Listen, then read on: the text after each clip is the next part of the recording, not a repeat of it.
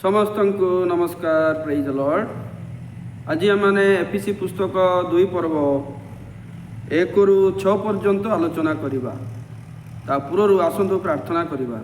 धन्यवाद प्रभु, यही सुंदर अवकाश देच जो समय प्रभु आम तुम वाक्य को आलोचना कर निजर हृदय विषय को आम जापरू एवं तुम योजना भितर निजक सुरक्षा कर प्रभु आमर प्रार्थना शुणिल। धन्यवाद दे जीशु नाम मागिलु, आमेन।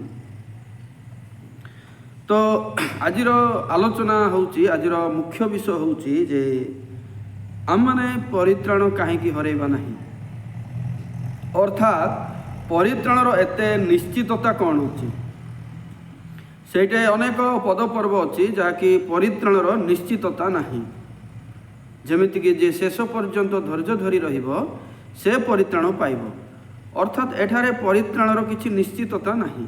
किंतु आजिर आलोचनार एते निश्चितता केमिति अछि, कहीं आज अनेक लोक माने परित्राण पाइचु कि पाइनु किंबा परित्राण निजे सुरक्षा करने को पड़िबो ना परित्राणर केते निश्चितता सिद्ध भाव में क्लियर नहांती।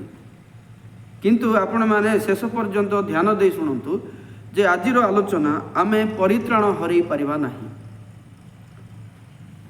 एक पद, एही संसारर भाव अनुसार पुणी आकाश मंडल राज्यर अधिपति। संसारर भाव एवं आकाश मंडलर अधिपति बोली लेखा अछि। संसारर भाव कहले संसारर भी गोटे भावना अछि, संसारर भी गोटे चिंता अछि। संसार कहले गछपत्रर नुहे, सांसारिक मनुष्यर भावना विश्वास केमिति एवं आकाश मंडलर दुष्टात्मा मानकर भावना चिंता कार्य केमिति।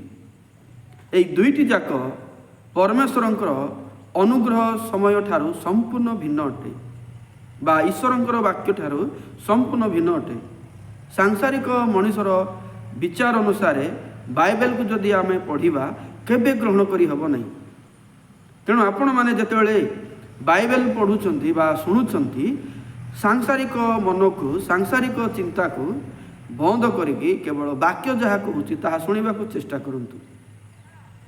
2 पद, अर्थात जो आत्मा एबे हैं अनाज्ञाबह संतान मानक ठारे कार्य साधन करुअछि ताहार इच्छानुसारे तुम्भे माने मध्य पूर्वरे आचरण करी अपराध व पापरे मृत थिल। एठार लेखा अछि जो आत्मा एबे हैं अनाज्ञाबह संतान मानक ठारे कार्य साधन करुअछि। कु आत्मा अनाज्ञाबह संतान मान ठारे कार्य करुअछि। एटा होचे शैतानिक आत्मा जे कि स्वर्गरु पतित होइछि। सेही आत्मा अनाज्ञाबह संतान मानक ठारे एबे भी कार्य साधन करुअछि लेखा अछि। अनाज्ञाबह संतान माने किए? जो माने ईश्वरंकर वाक्यर बाहरे अछंती, ईश्वरंकर योजना बाहरे अछंती। आमे अनेक समय चिंता करूछु जे लोक माने कहा द्वारा परिचालित एटा बड़ जानिबा कष्ट। किंतु आपण माने देखंतु जो माने वाक्य को अस्वीकार करंती आ वाक्यर लेखा को जदि मानंती नहीं, से माने अनाज्ञाबह संतान द्वारा शासित अटंती, अर्थात अनाज्ञाबह लोक अटंती। शैतान होची प्रथमे निजे अनाज्ञा आउ से जो मान को शासन करे से माने मध्य ईश्वरंकर वाक्यर अनाज्ञाबह माने से माने मानबे नहीं। मनीष निजे जेतकी बुझी पारिबो आउ निजर विवेक को जोटा ठीक लागिबो सेतकी ग्रहण करिबाडा वाक्य नहीं। मनीषर चिंता बाहरे मनीष जहाँ ग्रहण करि पारिबो नहीं, ए प्रकार वाक्य मध्य लेखा अछि। तो जेतेबेले आमे से प्रकार वाक्य शुणुचु सेही समय आमे निजर विवेक को नुहे आमे वाक्य जहाँ लेखा अछि ताहा ग्रहण करिया को पड़िबो। तेणु आमे अनाज्ञाबह संतान न होई ईश्वरंक वाक्य रे जहाँ लेखा अछि ता आज्ञाबह हेबा आवश्यक। आज्ञाबह अर्थ उत्तम कर्म रे बुझा जाउ नहीं। आज्ञाबह अर्थ वाक्य रे जहाँ लेखा अछि ताहा मानिबा को बुझाए। तेणु एठारे जो पाउल लेखुचंती तुम्भे माने मध्य से प्रकार पूर्वरे अनाज्ञाबह संतान मानक परी ତମେ କ'ଣ ଥିଲ ନା ଅପରାଧ ଓ ପାପରେ ମୃତ ଥିଲ ଲେଖା ଅଛି। ଅପରାଧ ଓ ପାପରେ ମୃତ ଥିଲ ବୋଲି ଲେଖା ଅଛି। ମୁଁ ଆପଣମାନଙ୍କୁ ସ୍ପଷ୍ଟ କରିବାକୁ ଚାହେଁ, ଏଠାରେ ପାଉଲ ଲେଖୁଛନ୍ତି ଏଫିସିକୁ ଯେ ତୁମେ ସେ ପ୍ରକାର ଥିଲ। ଆପଣମାନେ ଅନୁମାନ କରନ୍ତୁ, ପାଉଲଙ୍କର ଲେଖା ଅନୁସାରେ ସେ ଲୋକମାନଙ୍କୁ ପରିତ୍ରାଣ ପାଇବା ନିମନ୍ତେ ଲେଖିଛନ୍ତି ନା ଅଲରେଡ଼ି ପରିତ୍ରାଣ ପ୍ରାପ୍ତ ଲୋକମାନଙ୍କ ନିକଟକୁ ଲେଖିଛନ୍ତି। ତୁମେ ପୂର୍ବରେ ଅନାଜ୍ଞା ହୋଇକି ପାପ ଅପରାଧରେ ମୃତ ଥିଲ। ୟାର ଅର୍ଥ କ'ଣ? ଥିଲ ମାନେ କ'ଣ? ଏବେ ନାହିଁ। ମୁଁ ଦିନେ ପିଲା ଥିଲି, ମୁଁ ଦିନେ ଭେଣ୍ଡିଆ ଥିଲି। ୟାର ଅର୍ଥ ହେଉଛି ବିପରୀତ ଭାବରେ ଏବେ ମୁଁ ବୁଢ଼ା ହେଲି, ଏବେ ମୁଁ ଅଲଗା ଅଛି। ତେଣୁ ଥିଲି କହିବାର ଅର୍ଥ ସେଇଟା ପୂର୍ବ ବିଷୟକୁ ବୁଝାଏ, ଆଉ ବର୍ତ୍ତମାନ ଯେ ଅଲଗା ତାହା ମଧ୍ୟ ବୁଝାଏ। ତେଣୁ ମୁଁ ଆପଣମାନଙ୍କୁ କହିବାକୁ ଚାହେଁ, ତୁମମାନେ ପୂର୍ବରେ ଅପରାଧ ଓ ପାପରେ ମୃତ ଥିଲ। ଏହାର ଅର୍ଥ ହେଉଛି ପାଉଲ କହିବାକୁ ଚାହାନ୍ତି ଯେ ତୁମ୍ଭେମାନେ ଏବେ ପାପ ଆଉ ଅପରାଧରେ ମୃତ ନାହଁ। ଦିନେ ପ୍ରକାର ଥିଲ, ଏବେ ନାହଁ।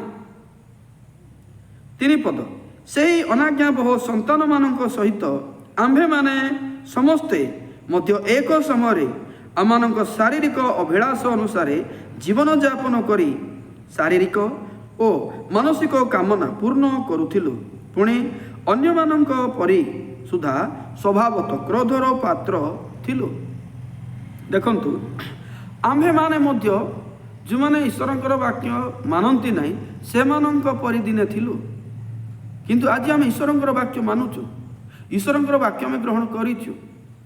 ତାପରେ କ'ଣ ହେଉଛି, ଯେତେବେଳେ ଆମେ ମାନୁନଥିଲୁ, ଈଶ୍ୱରଙ୍କର ବାକ୍ୟକୁ ଅବଜ୍ଞା କରୁଥିଲୁ, ସେତେବେଳେ ଆମେ କେବଳ ଶରୀରର ଅଭିଳାଷ ଅନୁସାରେ ଜୀବନ କାଟୁଥିଲୁ। କେବଳ ଶରୀରର ଚିନ୍ତାକୁ ପୂରଣ କରିବାକୁ ଆମେ କାର୍ଯ୍ୟ କରୁଥିଲୁ ଏବଂ ଶରୀର ଯାହା ଚାହୁଁଛି ଆଉ ଯାହା ଭାବୁଛି ସେଇ ଜିନିଷର କାମନାକୁ ଆମେ ବହନ କରୁଥିଲୁ। କିନ୍ତୁ ଏବେ ଭିନ୍ନ।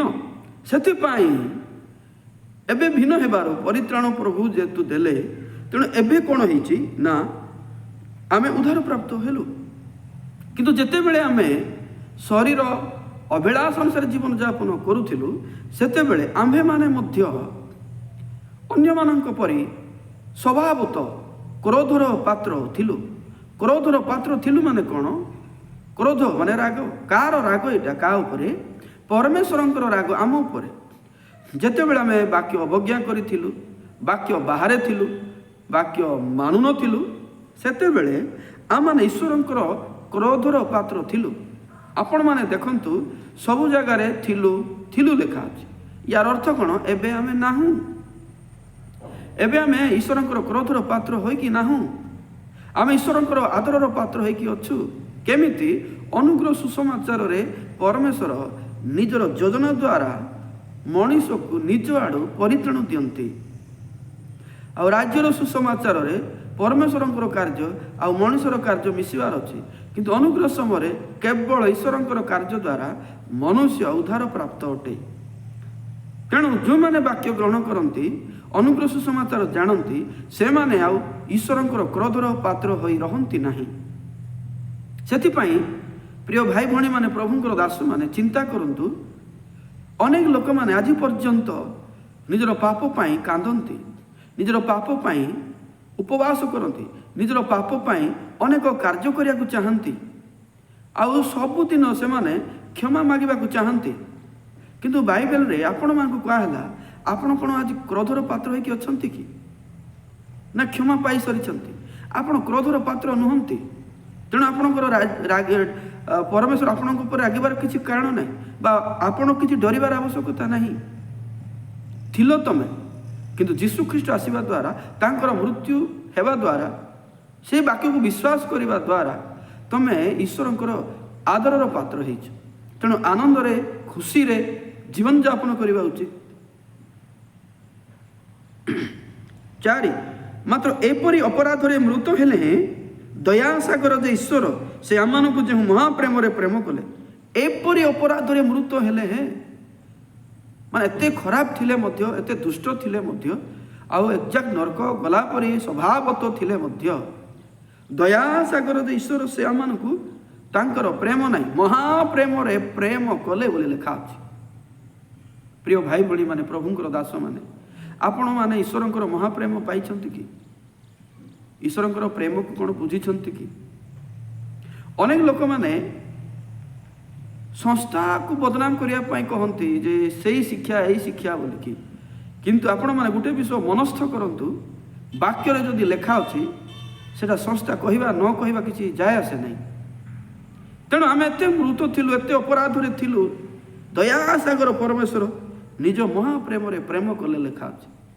ତେବେ କୌଣସି ବିଷୟ ଅଛି କି ଈଶ୍ୱରଙ୍କର ପ୍ରେମଠାରୁ ଆମକୁ ଦୂରକୁ ନେବ ଆଉ ଆମକୁ ଦଣ୍ଡ ଦେବ, ଅଭିଶାପ ଦେବ? ନାଇଁ। 5, ସେଥିସକାଶେ ଆମମାନଙ୍କୁ ଖ୍ରୀଷ୍ଟଙ୍କ ସହିତ ସଜୀବ କରିଅଛନ୍ତି, ଅନୁଗ୍ରହରେ ତୁମମାନେ ପରିତ୍ରାଣ ପାଇଅଛ। ଦେଖନ୍ତୁ, ସେଥିସକାଶେ ସେ ଈଶ୍ୱର ଆମମାନଙ୍କୁ ଖ୍ରୀଷ୍ଟଙ୍କ ସହିତ ସଜୀବ କରିଅଛନ୍ତି ଲେଖା ଅଛି। ସଜୀବର ବିପରୀତ ଅର୍ଥ କ'ଣ? ନିର୍ଜୀବ। ଆମେ ଏବେ ନିର୍ଜୀବ ନାହିଁ। ଯେଉଁମାନେ ଈଶ୍ୱରଙ୍କ ଠାରୁ ଦୂରରେ ଅଛନ୍ତି ସେମାନେ ନିର୍ଜୀବ। ଯେତେବେଳେ ପରମେଶ୍ୱର ଆଦମକୁ କହିଲେ ଯେଉଁଦିନ ତୁମେ ଏଇ ଫଳ ଖାଇବ ତୁମେ କ'ଣ ହେବ? ତୁମେ ମରିଯିବ। ବାଇବେଲରେ ମରଣର ଅର୍ଥ କ'ଣ? ମୃତ୍ୟୁର ଅର୍ଥ କ'ଣ? ମୃତ୍ୟୁର ଅର୍ଥ ହେଉଛି ବିଚ୍ଛିନ୍ନତା, ସେପାରେସନ୍, ଈଶ୍ୱରଙ୍କ ଠାରୁ ଅଲଗା ହେବା। ଆଦମ ଫଳ ଖାଉ ଖାଉ ଶରୀର ଭାବରେ ମରିନାହିଁ, କିନ୍ତୁ ଆତ୍ମିକ ଭାବରେ ଈଶ୍ୱରଙ୍କ ଠାରୁ ଦୂରକୁ ଗଲା। ତେଣୁ ମୃତ୍ୟୁର ଅର୍ଥ ହେଉଛି ବିଚ୍ଛିନ୍ନତା। ତେଣୁ ଯେତେବେଳେ ମଣିଷ ବିଚ୍ଛିନ୍ନ ହୋଇକି ରହିଛି, ଈଶ୍ୱରଠାରୁ ଅଲଗା ହୋଇକି ରହିଛି, ସେ ନିର୍ଜୀବ ଭାବରେ ଅଛି। ଅର୍ଥ ଈଶ୍ୱରଙ୍କର ଜୀବନ ତାଠାରେ କାର୍ଯ୍ୟ କରୁନାହିଁ।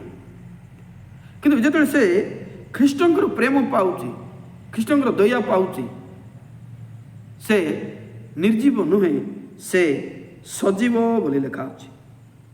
ସଜୀବ ହେଇଛି। ଦେଖନ୍ତୁ, ଆମେ ବାଇବେଲ ଶିଖିବା, ବୁଝିବା, ତାହା ଯଦି ନିଜର କରିବା ନାହିଁ କ'ଣ ଲାଭ ହେବ? ତେଣୁ ଆମେ ଯେଉଁ ବାକ୍ୟକୁ ଶିଖୁଛୁ ସେ ନିଜର କରିବାର ଅଛି। ନିଜର କରିବାର ମାନେ କ'ଣ? ହଁ, ମୁଁ ଦିନ ଅପରାଧରେ ମୃତ ଥିଲି, ମୁଁ ପାପରେ ଥିଲି, ପ୍ରଭୁ ମୋତେ ଦଣ୍ଡ ଦେଇଥାନ୍ତି, କିନ୍ତୁ ଯୀଶୁଙ୍କ ଦ୍ୱାରା ମୋତେ ଉଦ୍ଧାର କଲେ, ରକ୍ଷା କଲେ। ଏଇଟା ମୋର ପାଟି, ମୋର ହୃଦୟ ବିଶ୍ୱାସ କରିବାର ଅଛି, କହିବାର ଅଛି। ତେବେ କ'ଣ ହେବ ନା ମୁଁ ନିଜର କଲି। କିନ୍ତୁ ଆଜି ପର୍ଯ୍ୟନ୍ତ ଯଦି ମୁଁ ଦ୍ୱନ୍ଦ୍ୱରେ ଅଛି, ମୁଁ ଜାଣୁନାହିଁ ମୁଁ ପରିତ୍ରାଣ ପାଇଛି ନା ନାହିଁ, ସ୍ୱର୍ଗ ଯିବି ନା ନାହିଁ, ଏଇଟା ଈଶ୍ୱରଙ୍କ ହାତରେ ଅଛି। ହେଲେ ଆମ ବାକ୍ୟ ଯେଉଁ ଆମକୁ କହୁଛି ଏଇଟା କ'ଣ ପାଇଁ ଅଛି? ସେଥିପାଇଁ ନିଜର କରିବାର ଅର୍ଥ ହେଉଛି ପ୍ରଭୁ ଆମକୁ ସଜୀବ କଲେ, ଖ୍ରୀଷ୍ଟଙ୍କ ସହିତ କଲେ। କାହା ସହିତ? ଖ୍ରୀଷ୍ଟଙ୍କ ସହିତ। କିଏ କଲେ? ପିତା କଲେ। ତେଣୁ ଅନୁଗ୍ରହ ସୁସମାଚାରର ମୁଖ୍ୟ ବିଷୟ ହେଉଛି ଜଣେ ପାପୀ ଯୀଶୁଙ୍କ ସହିତ କ୍ରୁଶରେ ମରେ, ଯୀଶୁଙ୍କ ସହିତ ସମାଧି ହୁଏ, ଆଉ ଯୀଶୁ ଯେତେବେଳେ ପୁନରୁତ୍ଥିତ ହୁଅନ୍ତି ସେ ବି ଉଠେ।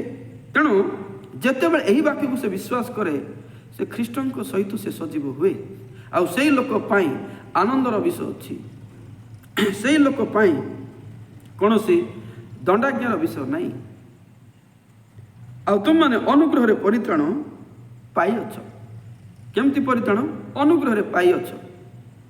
କିନ୍ତୁ ଆପଣମାନେ ମୋର ପ୍ରଥମ ଭିଡ଼ିଓ ଯଦି ଦେଖିବେ, ମୁଁ ସେଠି 5-6ଟା ପରିତ୍ରାଣ ବିଷୟରେ କହିଛି।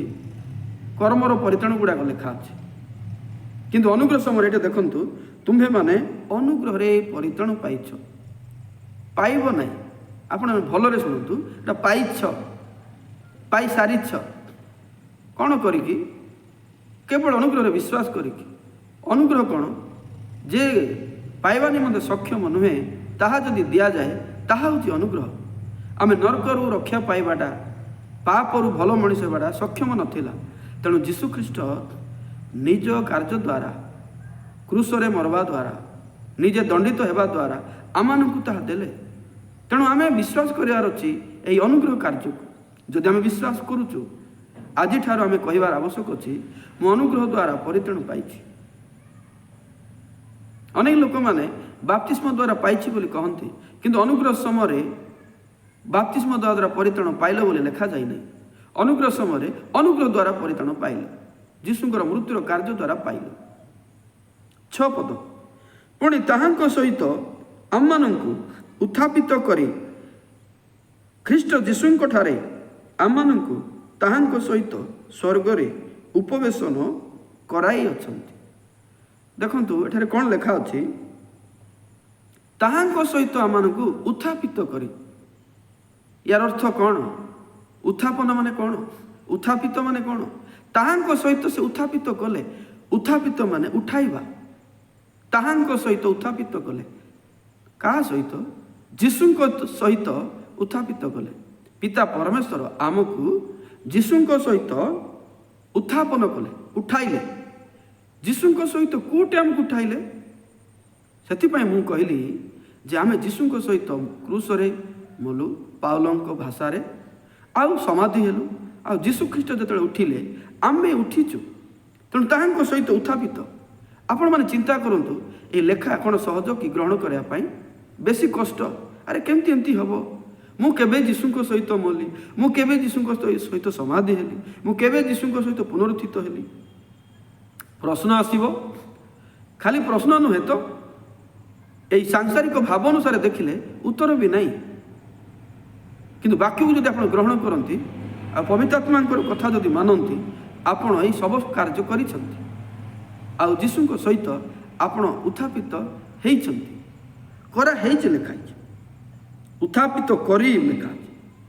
ଉଠାଇକି ଲେଖା ଅଛି। କାହା ସହିତ? ଯୀଶୁଙ୍କ ସହିତ। ତେଣୁ ଆପଣ ନିଜକୁ ଯୀଶୁଙ୍କ ଠାରେ ଖୋଜନ୍ତୁ, ନିଜକୁ ସଂସାର ଠାରେ ଖୋଜନ୍ତୁ ନାହିଁ, ନିଜକୁ ବାକ୍ୟ ଠାରେ ଖୋଜନ୍ତୁ।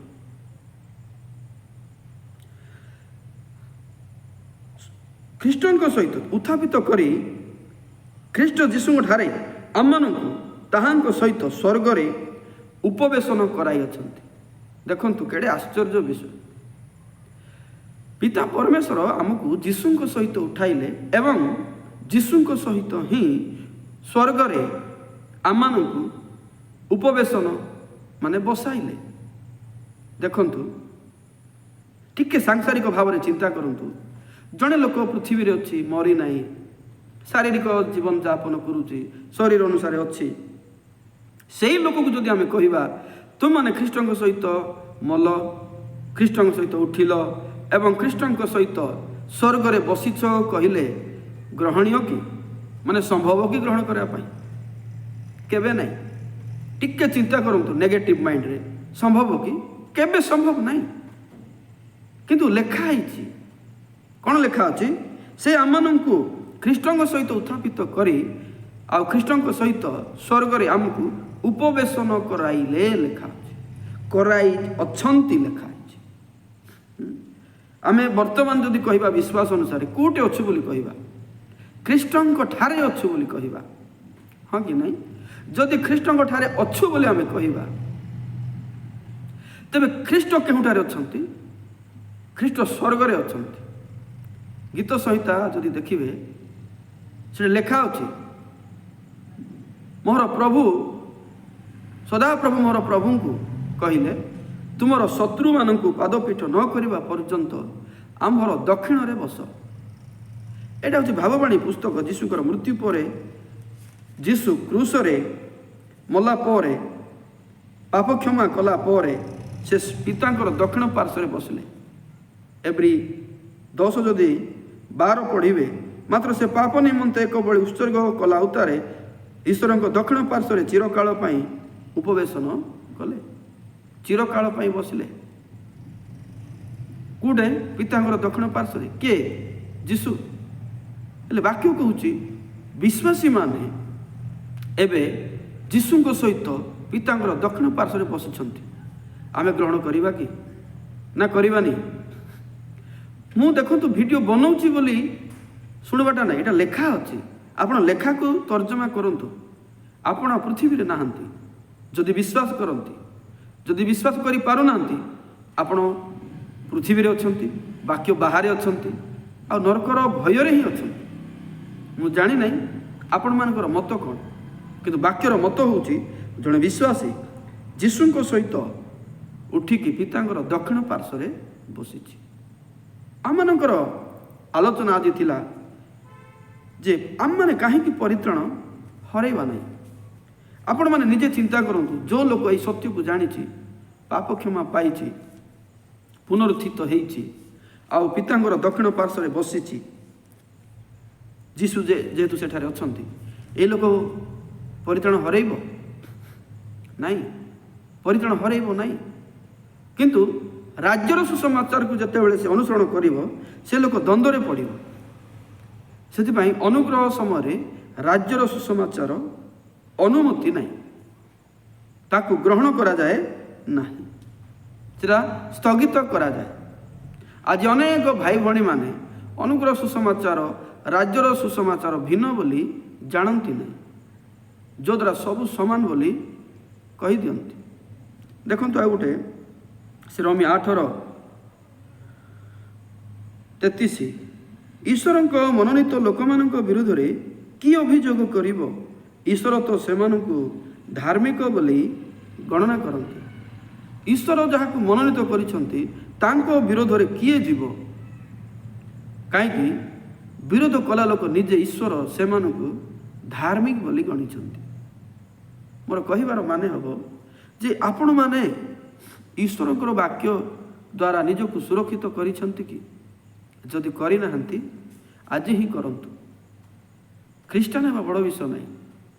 ମୁଁ ଯଦି କହିବି ବଡ଼ ବଡ଼ ମିଶନାରୀ, ବଡ଼ ବଡ଼ ଫାଉଣ୍ଡର, ପାଳକ ହେବାଟା ବି ବଡ଼ କଥା ନାହିଁ। ଯଦି ମୁଁ ଅନୁଗ୍ରହ ସୁସମାଚାର ପ୍ରାଞ୍ଜଳ ଭାବରେ ଜାଣିନାହିଁ, ଆଉ ନିଜର ଅନନ୍ତ ସୁରକ୍ଷା ମୁଁ ଯଦି ଜାଣିନାହିଁ, ସେଥିପାଇଁ ଆମେ ଜାଣିବା ଦରକାର। ଆଉ ତାହା ଦ୍ୱାରା ଆମେ ଜାଣିପାରୁଛୁ ଯେ ଅନୁଗ୍ରହ ସୁସମାଚାରରେ ପ୍ରଭୁଙ୍କ ଲୋକମାନଙ୍କ ବିରୋଧରେ କିଏ ବି ଯିବ ନାହିଁ, କାହିଁ ଈଶ୍ୱର ସେମାନଙ୍କୁ ନିଜ ଆଡ଼ୁ ପରିତ୍ରାଣ ପ୍ରାପ୍ତ ବା ଧାର୍ମିକ ବୋଲି କହନ୍ତି। ତେଣୁ ଏଫେସୀ 2:1-6 ଭିତରେ ଆମେ ଦେଖିଲୁ, ତୁମେ ଥିଲ ଏବେ ନାହିଁ, ଏବଂ ତୁମେ ଖ୍ରୀଷ୍ଟଙ୍କ ସହିତ ସ୍ୱର୍ଗରେ ଉପବେଶନ କରିଛ। କଲୋସୀ 3:3 ଦେଖିଲେ ମଧ୍ୟ ତୁମମାନେ ମରିଅଛ, ଆଉ ତୁମମାନଙ୍କର ଜୀବନ ଈଶ୍ୱରଙ୍କ ଠାରେ ଗୁପ୍ତରେ ଅଛି, ଲେଖା ଅଛି। ସେଥିପାଇଁ ସମସ୍ତ ବାକ୍ୟକୁ ଯଦି ଆମେ ଧ୍ୟାନ ଦେବା, ସବୁ ବାକ୍ୟକୁ ଯଦି ଆମେ ମନେ ରଖିବା, ବିଶ୍ୱାସ କେତେ ବଢ଼ିଆ ହେବ। 3:3 କଲୋସୀ, କାରଣ ତୁମମାନେ ମରିଅଛ, ଆଉ ତୁମମାନଙ୍କର ଜୀବନ ଈଶ୍ୱରଙ୍କ ଠାରେ ଖ୍ରୀଷ୍ଟଙ୍କ ସହିତ ଗୁପ୍ତ ଅଛି। ତୁମେ ମରିଅଛ। କେଉଁ ମରଣ ମରିଛ? ଶରୀରରେ ତ ଏବେ ବି ଅଛ। ଏଇ ପାପର ଦଣ୍ଡାଜ୍ଞା ପାଇଁ ଯେଉଁ ଯୀଶୁ ବୋଲେ, ସେଇ ମରବାଟା ତୁମେ ମଲ, ଏବଂ ତୁମମାନଙ୍କର ଜୀବନ ଏବେ କେଉଁଠି ଅଛି? ଖ୍ରୀଷ୍ଟଙ୍କ ସହିତ ସ୍ୱର୍ଗରେ ଅଛି, ଈଶ୍ୱରଙ୍କ ଠାରେ ଅଛି, ଲେଖା ଅଛି। ସେଥିପାଇଁ ଏଇ ବାକ୍ୟ କ'ଣ ଆମେ ବିଶ୍ୱାସ କରିବାନି? ଏଇ ବାକ୍ୟକୁ ଆମେ କ'ଣ ଛାଡ଼ିଦେବା? ନାହିଁ। ଆପଣମାନଙ୍କୁ ଯଦି ପ୍ରଶ୍ନ ଆସିବ କିମ୍ବା ଗୋଟେ ଡାଉଟ୍ ଆସିଲେ, ଆପଣ ନିଶ୍ଚିତ ମୋତେ କମେଣ୍ଟ କରନ୍ତୁ। ଆଉ ନିଶ୍ଚିତ ଏହାର ଆମେ ଆଲୋଚନା କରିବା ଦରକାର, ଚିନ୍ତା କରିବା ଦରକାର। ଆପଣ ଯଦି ଦେଖିବେ, ସେ 2 Corinthy 4 ପର୍ବକୁ ଯଦି ଦେଖିବେ, 7, ମାତ୍ର ମହାଶକ୍ତି ଯେ ଈଶ୍ୱରଙ୍କର, ପୁଣି ତାହା ଯେ ଆମମାନଙ୍କଠାରୁ ଉତ୍ପନ୍ନ ନୁହେଁ, ଏହା ଯେପରି ପ୍ରକାଶ ପାଏ, ଏଥି ନିମନ୍ତେ ଆମମାନେ ଏହି ଧନ ମୃତ୍ତିକା ପାତ୍ରରେ ପାଇଅଛୁ। ଈଶ୍ୱରଙ୍କର ପରିତ୍ରାଣ, ଈଶ୍ୱରଙ୍କର ଧାର୍ମିକତା ଆମେ ମୃତ୍ତିକା ପାତ୍ରରେ ପାଇଅଛୁ। ମୃତ୍ତିକା ପାତ୍ର ମାନେ କ'ଣ? ଆମମାନଙ୍କର ଶରୀର। ଏ ଶରୀରରେ ଆମେ ଈଶ୍ୱରଙ୍କର ପରିତ୍ରାଣ ପାଇଛୁ। ଶରୀର ଆମେ ନାହିଁ ପ୍ରିୟ ଭାଇ ଭଉଣୀମାନେ, ଶରୀର ଗୋଟେ ଭଡ଼ା ଘର ପରି। ତେଣୁ ଅନନ୍ତ ଜୀବନ ପାଇବାଟା ନ ପାଇବାଟା ଯଦି ଶରୀର ଅନୁସାରେ ଆପଣମାନେ ଆଲୋଚନା କରୁଛନ୍ତି, ଏହାଠାରୁ ଆଉ ବିଡ଼ମ୍ବନା ବିଷୟ କିଛି ନାହିଁ। ତେଣୁ ଶରୀର ଅନୁସାରେ ପରିତ୍ରାଣ ନାହିଁ। ଏଇଟା ଶରୀର ଗୋଟେ ମାଟିର ପାତ୍ର, ଏଇଠି ଆପଣ ପରିତ୍ରାଣ ପାଆନ୍ତି ଭିତରେ ଥାଇକି। ମଣିଷ ଆନ୍ତରିକ ପୁରୁଷ ଆଉ ବାହିକ ପୁରୁଷ ବି ଅଛି, ଜାଣିବାର ଆବଶ୍ୟକ ଅଛି। ସେ 2 Corinthy 5:1, କାରଣ ଯଦି ଆମମାନଙ୍କର ଏହି ତମ୍ବୁରୂପ ପାର୍ଥିବ ଗୃହ ଭାଙ୍ଗିଯାଏ, ତେବେ ଈଶ୍ୱରକୃତ ଅହସ୍ତ ନିର୍ମିତ ଆମମାନଙ୍କର ଏକ ଅନନ୍ତ କାଳ ସ୍ଥାୟୀ ଗୃହ ଯେ ସ୍ୱର୍ଗରେ ଅଛି, ଏହା ମାନେ ଜାଣୁ। ଆମମାନଙ୍କର ତମ୍ବୁରୂପ ଗୃହ ଭାଙ୍ଗିଯିବ, ଲେଖା ଅଛି। ତାମାନେ ଆମେ ତମ୍ବୁରୂପ ବା ମାଟିର ଘରେ ଏ ଶରୀରରେ ବାସ କରୁଛୁ। ଏଇଟା ଦିନେ ଭାଙ୍ଗିଯିବ। ଆଉ ଯେ ଆନ୍ତରିକ ପୁରୁଷ, ପ୍ରକୃତ ଯେ ମଣିଷ, ସେ କ'ଣ କରୁଛି ନା, ବିନା ହସ୍ତରେ ଗୋଟେ ସ୍ୱର୍ଗରେ ଘର ଅଛି ତା ପାଇଁ, ସେ ସେଇଠି ଅନନ୍ତ କାଳ ରହିବ ଲେଖା ଅଛି। ତେଣୁ ଆମେ ଶରୀରରେ ଥାଇକି এই শরীরে থাইকি যে জীবনযাপন করুଛୁ এটা বিশ্বাসরে করুଛୁ। কোণ করুଛୁ? এটা বিশ্বাসরে করুଛୁ বলে লেখা ଅଛି। যদি ଆପଣ ମାନେ ଦେଖିବେ ଆମେ ପଢ଼ିବା ଗୋଟେ ପଦ, ସେ ପ୍ରଥମ ଦ୍ୱିତୀୟ କରନ୍ତି 5:16 ଆଉ ସେ ଆମମାନଙ୍କ ନିମନ୍ତେ ମୃତ୍ୟୁଭୋଗ କଲେ ଯେପରି ଆମମାନେ ଜୀବିତ, ସେମାନେ ଆଉ ଆପଣା ଆପଣା ନିମନ୍ତେ ଜୀବନଯାପନ ନ କରି ବରଂ ଯେ ସେମାନଙ୍କ ନିମନ୍ତେ ମୃତ୍ୟୁଭୋଗ କଲେ ଓ ଉତ୍ଥିତ ହେଲେ ତାହାଙ୍କ ନିମନ୍ତେ ଜୀବନଯାପନ କରନ୍ତି। ଆମେ ଏବେ ନିଜର ଚିନ୍ତା ନିଜର ଭାବନା ନେଇ ବଞ୍ଚୁନୁ, ବାକ୍ୟ ନେଇ ବଞ୍ଚୁଛୁ।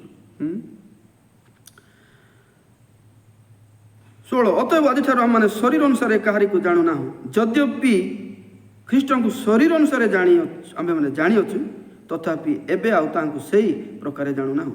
ଯଦି ବି ଶରୀରରେ ଥାଇକି ଜାଣିଛୁ, କିନ୍ତୁ ସେଠି ଅନେକ ବିଷୟ ଅଛି ଖ୍ରୀଷ୍ଟଙ୍କୁ ଆମେ ଶରୀର ଅନୁସାରେ ଜାଣୁନୁ। କାହିଁକି? ଶରୀର ଆଉ ଆତ୍ମିକ ପ୍ରାଣୀ ବା ଆନ୍ତରିକ ପୁରୁଷ ଭିନ୍ନ। ସେଥିପାଇଁ ଶରୀର ଅନୁସାରେ ଯଦି ଏହା ଆଲୋଚନା କରାଯାଏ এটা ସମ୍ଭବ ହେବ ନାହିଁ। ଯଦି ବି ଆମେ ଶରୀରରେ ଅଛୁ, ଆମେ ଜାଣିବାର ଅଛି ଏଇଟା ହେଉଛି ପାର୍ଥିବ ଶରୀର, ଏଇଟା ମୃତ୍ତିକା ଶରୀର, ଏହା ଲୀନ ହେବ, ଶେଷ ହେବ। କିନ୍ତୁ ପରିତ୍ରାଣ ପରମେଶ୍ୱର ଆନ୍ତରିକ ପୁରୁଷକୁ ଦେଇଛନ୍ତି, ସିଦ୍ଧତା ଭାବରେ ଦେଇଛନ୍ତି ଏବଂ ସେ ଆନ୍ତରିକ ପୁରୁଷ ସ୍ୱର୍ଗରେ ଖ୍ରୀଷ୍ଟଙ୍କ ସହିତ ପିତାଙ୍କର ଦକ୍ଷିଣ ପାର୍ଶ୍ୱରେ ଅଲରେଡ଼ି ବସିଛି। ଯଦି ଏଇ ବାକ୍ୟ ଆପଣ ନିଶ୍ଚିତ ବୋଲି ଜାଣନ୍ତି, ଆପଣ କେବେ ବି ପରିତ୍ରାଣ ହରାଇବେ ନାହିଁ, କେବେ ବି ହରାଇବେ ନାହିଁ। ଯଦି ଶରୀର ଅନୁସାରେ ଆପଣ ସମୀକ୍ଷା କରନ୍ତି ତେବେ ଆପଣ ଭୟ ପାଇବେ, କିନ୍ତୁ ବାକ୍ୟ ଅନୁସାରେ ଦେଖିଲେ ଆପଣ ଅଲରେଡ଼ି ଉଦ୍ଧାର ପ୍ରାପ୍ତ ଅଟନ୍ତି। ମୁଁ ଆଶା କରୁଛି ଆଜିର ଆଲୋଚନା ଆପଣମାନେ ବୁଝିପାରିଲେ।